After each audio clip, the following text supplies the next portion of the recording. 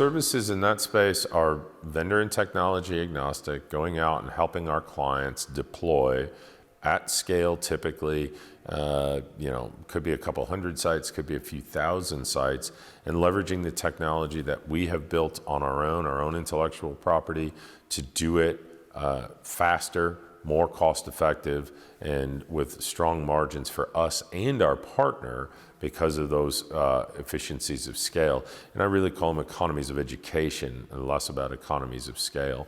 So as we look out across, it's everything from pulling cables to installing wireless networks, helping design wireless networks.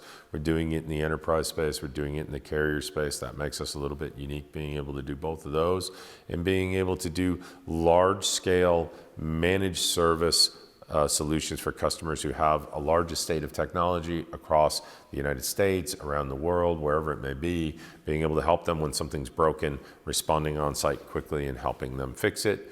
We've built out some of our more sophisticated capabilities and leverage off the Overwatch platform in that it has network operations centers and a higher level of networking skill sets. So we're able to do those things at scale, from staging, deployment, managing all of those things, and bringing them to our partners in a really easy to engage way.